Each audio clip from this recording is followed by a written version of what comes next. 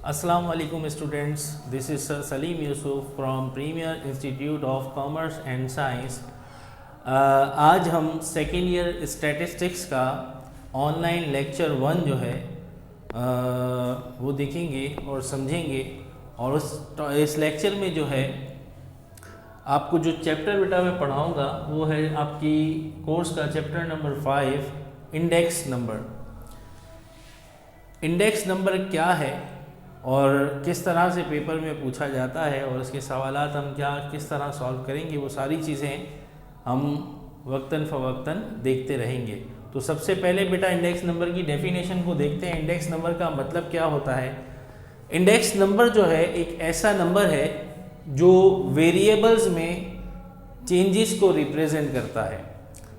इसके लिए पहले आपको ये पता होना चाहिए कि वेरिएबल्स किसे कहते हैं। वेरिएबल का मतलब होता है हर वो चीज़ जो वक्त के साथ या वक्त के एतबार से, जगह के एतबार से या शख्स के एतबार से बदलती हो। Everything which varies from time to time, place to place और person to person is called variable. जो चीज़ बदलती रहती है, जो कांस्टेंट नहीं है, जो फिक्स नहीं है, उसको हम वेरिएबल कहते हैं। कांस्टेंट और वेरिएबल एक दूसरे के अपोजिट हैं, ठीक है। जैसे कि एज है, पर्सन टू पर्सन वेरी करती है। हाइट है, पर्सन टू पर्सन वेरी करती है। टेम्परेचर है, place to place, time to time change होता रहता है, वेरी होता रहता है। प्राइसेस हैं, time to time, place to place change होती रहती हैं। क्वांटिटीज़ हैं, चेंज होती रहती हैं। तो हर वो चीज़ जो time to time, place to place या पर्सन टू पर्सन बदलती रहती है, उस चीज़ को हम क्या कहते हैं बेटा? वेरिएबल। अब ये जो वेरिएबल है, जैसे मैंने कहा कि ये बदलता रहता है, तो इसमें चेंज आता है। तो उसमें चेंज कितना आया, ये देखने के लिए हम इंडेक्स नंबर का इस्तेमाल करते हैं। अब मोस्टली जो है हमारे कोर्स में ज़्यादातर जिस वेरिएबल का जिक्र आता है वो है प्राइस। यानी प्राइस में कितना चेंज आ रहा है, हमें यहाँ पर ये मेजर करना होता है। और उसको मेजर करने में हमें कौन हेल्प करता है? Index number. तो इंडेक्स नंबर की डेफिनेशन से भी हमें यही पता चलता है, इट इज़ अ नंबर और अ डिवाइस और a formula to represent changes in variable. अब बेटा जब हम इंडेक्स नंबर को कैलकुलेट करते हैं, यानी ऐसा नंबर जो वेरिएबल में चेंजेस को मेजर कर रहा है, रिप्रेजेंट कर रहा है, तो इस नंबर को हम कैलकुलेट कैसे करें? तो उसको कैलकुलेट करने के लिए हमें अलग अलग मेथड्स दिए गए हैं। वो मेथड्स हमें इस चैप्टर में पढ़ने होंगे। दो तरह के इंडेक्स पाए जाते हैं, एक है सिंपल इंडेक्स और एक है कंपोजिट इंडेक्स। यानी इंडेक्स जब हमें कैलकुलेट करने होते हैं तो उसकी दो कैटेगरीज हैं, सिंपल इंडेक्स और कंपोजिट इंडेक्स। अब क्या होता है सिंपल इंडेक्स और क्या होता है कंपोजिट इंडेक्स, तो हम इसको समझते हैं। सिंपल इंडेक्स जो है, इसमें आपको जो प्राइसेस दी जाती हैं वो एक ही कमोडिटी की प्राइस दी जाती है, ठीक है। प्राइस ऑफ सिंगल कमोडिटी, एक कमोडिटी की प्राइस में जब आपको चेंज मेजर करना हो तो उसके लिए हम इस्तेमाल करते हैं सिंपल इंडेक्स। और जब एक से ज्यादा चीजों की प्राइस में आपको चेंज मेजर करना हो तो उसके लिए हम इस्तेमाल करते हैं composite index. Price of multiple commodities, multiple commodities के लिए इस्तेमाल होता है कंपोजिट इंडेक्स और सिंगल कमोडिटी के लिए इस्तेमाल होता है सिंपल इंडेक्स। जैसे फॉर एग्जांपल 2011 से लेकर 2015 तक आपको राइस की प्राइस, चावल की प्राइस दी गई 2011 से लेकर 2015 तक। तो एक ही कमोडिटी की आपको प्राइस दी गई है 5 साल की। अब आपको यहाँ मेजर करना है कि इन 5 साल में इसमें क्या क्या चेंज आ रहा है, कितना % चेंज आ रहा है। तो क्योंकि आपको एक ही कमोडिटी की प्राइस दी गई है तो ये जो इंडेक्स निकलेगा ये क्या कहलाएगा? Simple index. लेकिन अगर मैं 2011 से लेकर 2015 तक आपको 2 या 3 कमोडिटीज की प्राइस दे दूं, यानी राइस, शुगर एंड व्हीट, तीनों की प्राइसेस अगर मैं आपको 2011 से 2015 तक दे दूं तो इसका मतलब ये हुआ कि आपको 3 कमोडिटीज में चेंजेस को मेजर करना है, तो उसके लिए जो हम इंडेक्स कैलकुलेट करते हैं that is called composite index. अब सिंपल इंडेक्स कैलकुलेट करना हो या कंपोजिट इंडेक्स कैलकुलेट करना हो, उनके अपने अपने मेथड्स हैं। तो ज़रा हम पूरी कोर्स आउटलाइन एक इस चैप्टर की देख लेते हैं कि क्या क्या मेथड्स हमें पढ़ने हैं। तो आपके सामने बेटा मैंने 2 चीज़ें मेंशन की हैं यहाँ पे, simple index and composite index. Simple index के अंदर या सिंपल इंडेक्स को मेजर करने के लिए हमारे पास 2 मेथड्स हैं, fix base index and chain base index. Fix base index का दूसरा नाम है प्राइस रिलेटिव, जबकि चेन बेस इंडेक्स का दूसरा नाम है लिंक रिलेटिव। तो ये 2 इंडेक्स आप कैलकुलेट, 2 मेथड से आप सिंपल इंडेक्स को कैलकुलेट कर सकते हैं। यानी जब आपको एक कमोडिटी की प्राइस दी जाएगी और आपको इंडेक्स कैलकुलेट करने के लिए कहा जाएगा, तो इन दोनों में से कोई एक मेथड से या दोनों मेथड से कहा जा सकता है। फिक्स बेस इंडेक्स से भी कहा जा सकता है या चेन बेस इंडेक्स से भी कहा जा सकता है या फिर दोनों से कहा जा सकता है।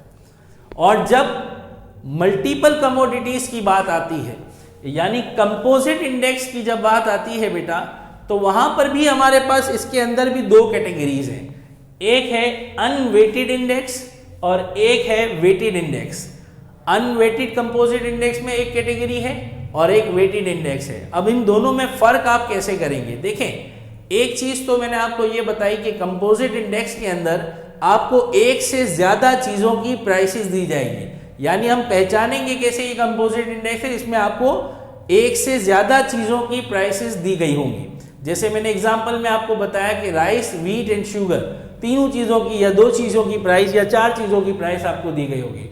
तो अब अगर सिर्फ प्राइसेस दी गई हैं, तीनों कमोडिटीज की सिर्फ प्राइसेस दी गई हैं, तो वो कहलाता है अनवेटेड इंडेक्स, क्योंकि वहां पर हम प्राइसेस के ऊपर किसी और चीज को as a weightage, as an importance नहीं ले रहे। वेटेज का मतलब होता है इंपॉर्टेंस, ठीक है। तो जहां तमाम चीजों की या हर ईयर की इंपॉर्टेंस सेम ना हो, अलग अलग हो, तो उसकी इंपॉर्टेंस को हमें वहां पे मेंशन करना पड़ता है और उस इंपॉर्टेंस का इफेक्ट जो है वो हमें प्राइस के ऊपर डालना पड़ता है। तो अब यहां पर प्राइस के साथ इंपॉर्टेंस के तौर पे क्या आ सकता है, तो जब प्राइसेस के साथ साथ आपको क्वांटिटीज भी दी जाए, ठीक है, अगेन कह रहा हूं, अगर प्राइसेस के साथ साथ क्वांटिटीज भी दी जाए तो वहां पे जो इंडेक्स कैलकुलेट होता है वो वेटेड इंडेक्स कहलाता है। क्यों? क्योंकि वहां पे जो आपको क्वांटिटीज दी गई हैं, आपको उन क्वांटिटीज को एज अ वेटेज इस्तेमाल करना है, उन क्वांटिटीज का इफेक्ट डालना है किसके ऊपर, प्राइस के ऊपर। तो पता ये चला कि अनवेटेड इंडेक्स में आपके पास सिर्फ प्राइसेस होंगी, जबकि वेटेड इंडेक्स में आपके पास प्राइसेस के साथ साथ क्वांटिटीज भी होंगी। तो इससे आप फर्क कर सकते हैं कि कौन सा वेटेड इंडेक्स का मेथड है और कौन सा अनवेटेड इंडेक्स का मेथड है। अनवेटेड इंडेक्स जब होगा तो उसमें हमारे पास 3 मेथड्स हैं, simple aggregative index, simple average of price relative and simple average of link relative. अब ये मेथड्स क्या हैं, इनमें किस तरह से कैलकुलेशंस होती हैं, वो तो सब हम आगे सीखेंगे। फिर जब वेटेड इंडेक्स की बात आएगी तो वेटेड इंडेक्स के अंदर भी 3 मेथड्स हैं, Laspeyres index, Paasche's index and Fisher's ideal index. ठीक है बेटा, तो अब हम ये पूरा आपका चैप्टर है जो आपको यहाँ पे सेकेंड ईयर में पढ़ना है, जिसमें सबसे पहले हम पढ़ेंगे सिंपल इंडेक्स के ये 2 मेथड्स, फिक्स बेस इंडेक्स और चेन बेस इंडेक्स। तो आते हैं इन दोनों मेथड्स की तरफ, एक सवाल लेते हैं और समझते हैं, लेकिन उससे पहले आपको इंडेक्स का एक बेसिक फॉर्मूला समझाता हूं। देखिए इंडेक्स में हम किस तरह से कैलकुलेट करेंगे। मैंने आपको बताया कि इंडेक्स के अंदर हमें वेरिएबल्स के अंदर चेंजेस को मेजर करना है, तो वेरिएबल के अंदर चेंजेस को कैसे मेजर करेंगे। फॉर एग्जांपल 2015 और 2016 ये 2 साल हैं। किसी कमोडिटी की प्राइस, एक कमोडिटी थी कमोडिटी ए, इस कमोडिटी की 2 साल में जो प्राइस थी, 2015 में इस कमोडिटी की प्राइस 50 रुपये थी, जबकि 2050 रुपये पर केजी कर ले, यानी 1 केजी जो है उसका 50 रुपये का था। 2016 में जब हम पहुंचे तो इसका पर केजी जो है वो 75 हो गया। 50 से बढ़ के प्राइस कहाँ चली गई बेटा? 75 रुपये में। अब अगर मैं आपसे पूछूं कि प्राइस में कितने रुपए का चेंज आया, तो यहां से क्लियरली पता चल रहा है कि जो प्राइस इंक्रीज हुई है वो 25 रुपये इंक्रीज हुई है। दैट मीन्स इस 75 रुपये के अंदर ये 50 रुपये भी शामिल है और 25 रुपये का इजाफा भी शामिल है, राइट। लेकिन अगर मैं आपसे पूछूं कि मैंने आपसे पूछा कि कितने रुपए प्राइस बढ़ गई, तो इजीली बता दिया कि 25 रुपये प्राइस बढ़ गई। मगर मैं आपसे पूछूं कि कितने परसेंट प्राइस बढ़ गई, परसेंटेज में मुझे आंसर चाहिए कि कितने परसेंट प्राइस में इजाफा हुआ है। तो उसके लिए फिर हमें परसेंटेज कैलकुलेट कैसे करनी है। तो देखें, इस 75 रुपये के अंदर मैंने आपको बताया दो चीज़ें शामिल है। एक तो वो 50 रुपये जो पिछले थे और 25 रुपये का इजाफा। 25 और 50 को जब हम प्लस करते हैं तो ये बन जाता है 75। अब आप देखें, ये 50 रुपये, ये 50 रुपये और ये 25 रुपये, ये 50 रुपये का कितना परसेंट है? 100% है। यानी इस 75 रुपये के अंदर पूरी की पूरी पिछली प्राइस शामिल है, 100%। अच्छा, 25 रुपये 50 रुपये का कितना परसेंट है? यानी ये जो 25 रुपये का इजाफा है ये कितना परसेंट है पिछली प्राइस का? तो आधा है ना। आधे का मतलब हुआ 50%, राइट। इस 75 रुपये के अंदर पिछली पूरी प्राइस शामिल है प्लस पिछली प्राइस का 50% शामिल है। तो बेटा टोटल परसेंटेज कितनी हुई? 100% प्लस 50% इज इक्वल टू 150%। ये 150% हो चुकी है प्राइस। मौजूदा प्राइस पिछली प्राइस का कितना परसेंट हो चुकी है?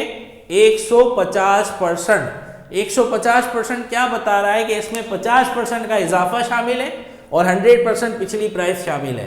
तो ये 150% जो है that is called index number. 150% ये आपका इंडेक्स नंबर है जो हमें ये शो करता है कि प्राइस में 50% का इजाफा हो चुका है। अब अगर हम इस तरह देखने जाएंगे तो ये थोड़ा कॉम्प्लिकेटेड प्रोसीजर है। आसान तरीके से अगर हमें इंडेक्स कैलकुलेट करना हो तो वो कैसे कैलकुलेट होगा, तो उसको समझते हैं। देखिए बेटा, आपके पास दो प्राइसेस हैं, एक 2015 की और एक 2016 की। अब आप यहां पे ये देखें कि आप किस ईयर को किस ईयर से कंपेयर करना चाहते हैं। मैं ये चाह रहा हूं कि 2016 को मैं 2015 से कंपेयर करूं कि पहले क्या थी और अब क्या हो चुकी है प्राइस। तो क्योंकि मैं 2016 को 2015 से कंपेयर करना चाह रहा हूं, 2016 कहलाएगा करंट ईयर। ये हो गया मेरा करंट ईयर। जबकि 2015 जिस ईयर से हम इसको कंपेयर कर रहे हैं, जिस ईयर से हम करंट ईयर को कंपेयर कर रहे हैं, वो कहलाता है बेस ईयर। ठीक है, जिस ईयर को कंपेयर किया जा रहा है वो कहलाएगा करंट ईयर और जिस ईयर से कंपेयर किया जा रहा है वो कहलाता है बेस ईयर। तो अगर मुझे इंडेक्स कैलकुलेट करना हो तो उसका फॉर्मूला क्या है? बहुत सिंपल है। फॉर्मूला कुछ इस तरह से है, price of current year. Current year की प्राइस को आप न्यूमरेटर में लिखें, ऊपर लिखें, and price of base year उसको आप नीचे लिखें, मल्टीप्लाई बाय 100। परसेंटेज में लाने के लिए आप इसको 100 से क्या कर देंगे? Multiply. Price of current year ऊपर आ जाएगी, प्राइस ऑफ बेस ईयर नीचे आ जाएगी, मल्टीप्लाई बाय 100। अब ये थोड़ा सा लेंथी फॉर्मूला लगता है तो इसको हम सिंबल्स से जाहिर करते हैं। प्राइस ऑफ करंट ईयर के लिए हम सिंबल यूज करते हैं PN या P1, दोनों आप इस्तेमाल कर सकते हैं करंट ईयर की प्राइस के लिए। जबकि बेस ईयर की प्राइस के लिए हम इस्तेमाल करते हैं बेटा P0। P नीचे छोटा सा जीरो लगा देंगे, that is called not, P0 multiply by 100। तो ये बेटा इंडेक्स का एक बेसिक फॉर्मूला है।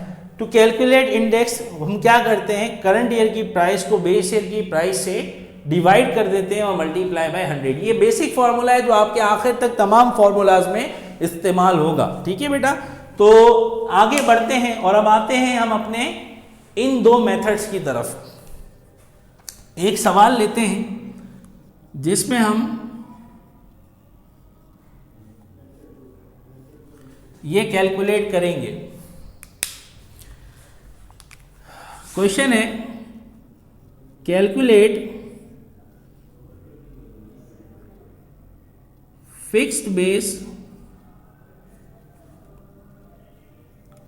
Index taking 2011 as base year and calculate chain base index taking 2011 as base year।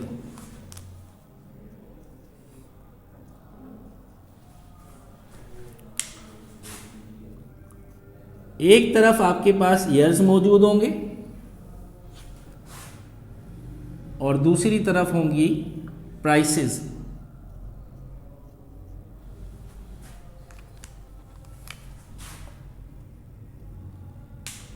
दो 11, 12, 13, 14 और 15।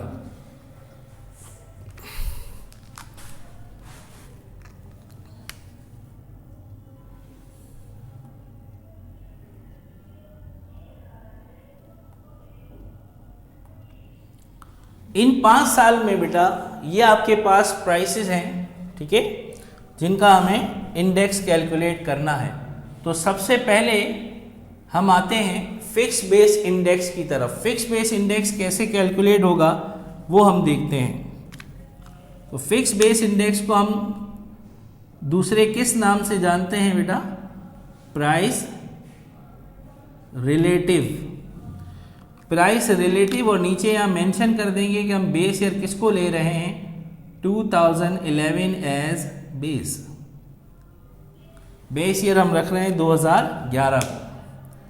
अब इसमें हम इंडेक्स कैलकुलेट करते हैं। फॉर्मूला बेसिक वही है बेटा, प्राइस ऑफ करंट ईयर ऊपर आएगी, प्राइस ऑफ बेस ईयर नीचे आएगी और 100 से मल्टीप्लाई हो जाएगा। तो अगर हम फर्स्ट ईयर में हैं, फिलहाल सबसे पहले हम स्टार्ट कर रहे हैं 2011, तो 2011 में जब हम स्टार्ट कर रहे हैं और 2011 हमारा बेस ईयर है, तो जब हम 2011 में मौजूद है तो मुझे किसको किससे कंपेयर करना है? मुझे 2011 को 2011 से ही कंपेयर करना है, क्योंकि मैं 2011 में मौजूद हूं और बेस ईयर भी 2011 है, जो कि सवाल में बताया गया है। तो हमें 2011 को 2011 से ही कंपेयर करना है। That means 2011 he current year है और 2011 ही बेस ईयर है। तो करंट ईयर की प्राइस ऊपर, यानी ऊपर हम लिखेंगे 10 रुपये, डिवाइडेड बाय बेस ईयर की प्राइस वो भी 10 रुपये, मल्टीप्लाई बाय 100। तो इसका आंसर क्या आएगा बेटा? 100। फर्स्ट ईयर क्योंकि बेस ईयर था और बेस ईयर का इंडेक्स हमेशा 100 आता है, राइट? इस बात को अपने जहन में रखिएगा कि index of the base year is always 100, क्योंकि इसमें कोई चेंज तो नहीं हुआ। जो प्राइस पहले थी वही अभी है, पहले तो थी ही नहीं, क्योंकि हम इसी ईयर को इसी ईयर से कंपेयर कर रहे हैं, राइट? अब आते हैं 2012 की तरफ। जब हम 2012 पे आएंगे तो 2012 करंट ईयर हो गया। अब मैं 2012 को कंपेयर कर रहा हूं 2011 से, क्योंकि बेस ईयर 2011 है, तो हर ईयर को आपने 2011 से ही कंपेयर करना है। 12 को बेस ईयर, करंट ईयर 2012 है जिसकी प्राइस है 12 रुपये, और बेस ईयर 2011 है जिसकी प्राइस है 10 रुपये। तो वो आप नीचे लिखेंगे मल्टीप्लाई बाय 100, तो इसका आंसर आ जाएगा बेटा 120%।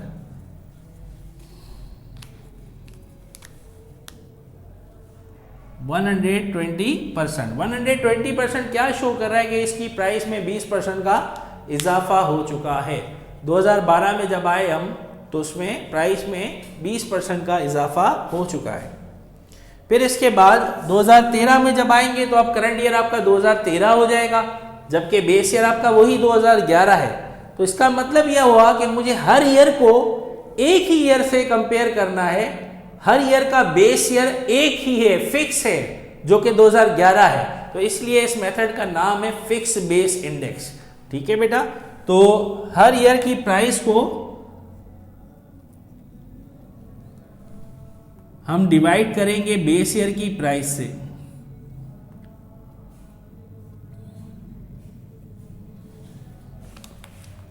तो ये हो जाएगा 140, 150 एंड 160। ये आ गए आपके पास price relative.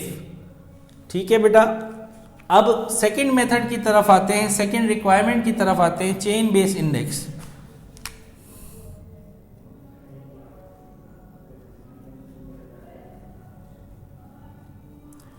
Chain base index, इसमें भी इसने बेस ईयर 2011 कहा है, मगर देखें चेन बेस इंडेक्स में फ़र्क क्या है। प्राइस रिलेटिव में या चेन बेस इंडेक्स कह लीजिए या लिंक रिलेटिव कह लीजिए, आप यहाँ पे लिंक रिलेटिव भी लिख सकते हैं, दोनों में फ़र्क क्या है? सिर्फ बेस ईयर का फ़र्क है। प्राइस रिलेटिव में या फिक्स बेस इंडेक्स में देखा आपने कि सबका बेस ईयर फिक्स है, एक ही है, वो जो कि 2011 है। लेकिन लिंक रिलेटिव में ऐसा नहीं होता, चेन बेस इंडेक्स में ऐसा नहीं होता। चेन बेस इंडेक्स में बेस ईयर फिक्स नहीं है। चेन बेस इंडेक्स में बेस ईयर पिछला साल होता है, यानी हर साल का बेस ईयर उसका पिछला साल बनेगा। दैट मीन्स अगर मैं 2012 में हूं तो 2011 बेस ईयर होगा, 2013 में हूं तो 2012 बेस ईयर होगा, 2014 में हूं तो 2013 बेस ईयर होगा। तो इस तरह से एक चेन बनती जाती है। That is why it is called chain base index. यानी लिंक रिलेटिव के अंदर आपका बेस ईयर फिक्स नहीं है, हर पिछला साल जो है वो आपका बेस ईयर होगा। तो इसका मतलब ये हुआ, अब जब मैं 2011 से स्टार्ट कर रहा हूं तो यहाँ कोई पिछला साल है ही नहीं, तो इसलिए यहाँ पे बेस ईयर बताया जाता है कि आपको स्टार्ट कहाँ से लेना है, 2011 से। इसका पिछला साल कोई भी नहीं है, तो इसने बता दिया कि 2011 आपका बेस ईयर है। और अभी थोड़ी देर पहले मैंने आपको बताया था कि बेस ईयर का इंडेक्स हमेशा क्या होता है, 100 होता है। तो इसका जाहिर सी बात है, क्योंकि पिछला साल कोई नहीं है, तो इसमें आप डायरेक्ट लिख सकते हैं 100, यानी इसका जो आंसर आएगा वो 100 आएगा। अब जब मैं 2012 में आऊंगा तो 2012 की प्राइस है 12 रुपये और इसके पिछले साल की प्राइस है 10 रुपये, और इसको आप मल्टीप्लाई कर देंगे 100 से, तो ये आ गया 120, वही आ गया। अब जब 2013 में आएंगे आप तो इसका करंट ईयर 2013 है, करंट ईयर की प्राइस ऊपर आ गई। अब बेस ईयर क्या आएगा, तो 2013 का जो बेस ईयर है अब वो 2011 नहीं होगा, वो 2012 होगा। हर पिछला साल इसका बेस ईयर बनेगा। तो 2012 की प्राइस कितनी है बेटा, 12 रुपये। इसी तरह जब आप 2013 में आएंगे तो 2014 में आएंगे तो 2014 की प्राइस है 15 रुपये। इसका बेस ईयर इसका पिछला साल होगा 2013, जो कि 14 रुपये है, मल्टीप्लाई बाय 100।